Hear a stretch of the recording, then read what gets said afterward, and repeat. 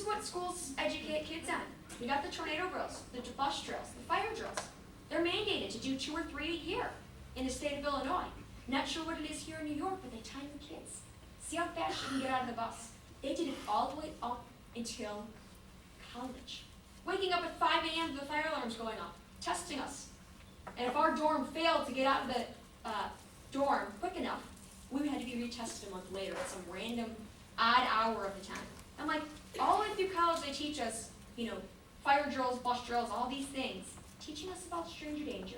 Mr. McGruff teaching us safety in the home, gang awareness, internet safety, bully intervention. Those are all other programs that we teach kids throughout school. And there's another program that we teach kids that many of your children have probably gone through because it's used throughout this state. Holding my little DARE card up here. DARE card taught us to say no to drugs. As a little DARE graduate, I remember the police officer coming in every day. I was prepared in junior high, the peer pressure, high school, the peer pressure, college, when I was approached with marijuana, to say no. And I can stand up here today and clearly tell you, I've never so much as put a cigarette in my mouth. Because I was taught the 8 ways to say no to drugs. But as I stand here before you today, where were the 8 ways on how to get away and how to tell today? They never came. So as a child, I stayed silent. I didn't know how to tell anybody. It took me until much later in life and realized that's what's missing in our society. So that's why I went after Erin's Law. What exactly is Erin's Law?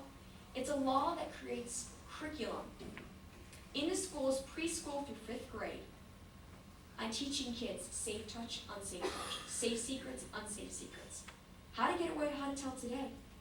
Age-appropriate, research-based curriculum that will teach kids on how to speak up.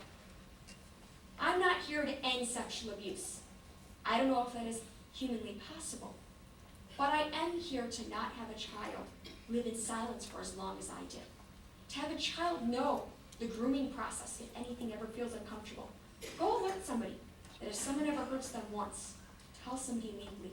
Don't be threatened by these secrets. You might be sitting in here and think, this is a parent's role. But as many of you know, it's often a parent that is the perpetrator. Often a parent that is hurting these kids. Or you've got that lump of parents that think, my kids go to safe schools, we live in a gated community, this would never happen to my kids.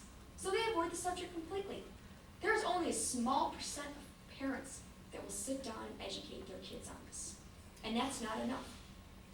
The next space where kids see the most is in schools, by their teachers.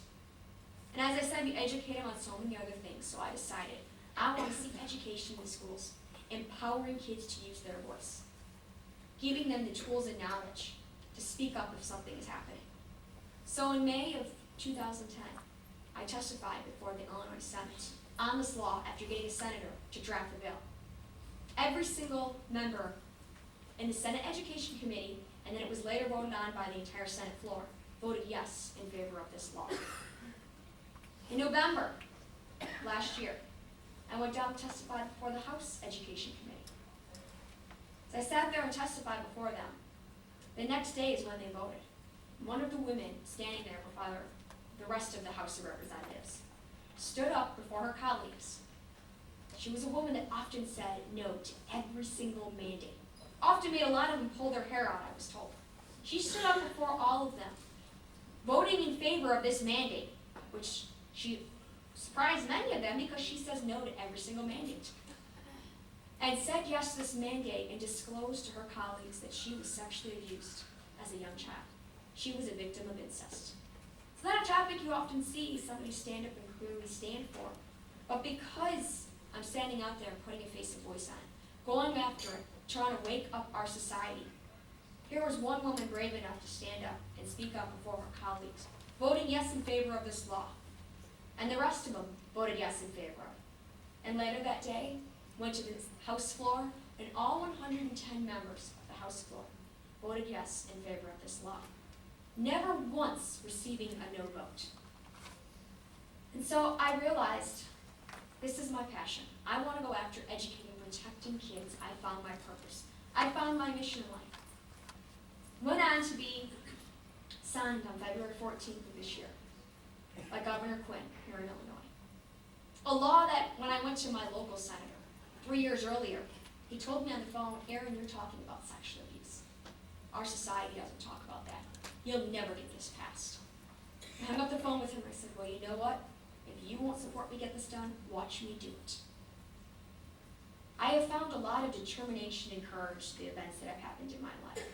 And I've learned I will not let anything stop me or silence me from getting accomplished what I want to go after.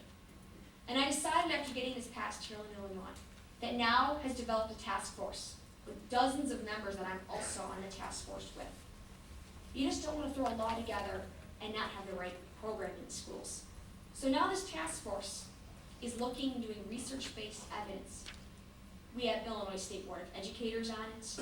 We have people from the police. I mean, every single avenue, we have people looking at this. On this task force, looking at the best age-appropriate curriculum for children. This is just the activism of the places I have gone to put a face and voice on this silent epidemic. But as we all know, sexual abuse doesn't just happen in Illinois. It happens all over this world. So this law is not just needed here in the state of Illinois, and I've told everyone since day one, I'm not just stopping with Illinois. Illinois is my first place to get it passed. But this is a law I'm determined to get passed in every single state. And I'm just going to briefly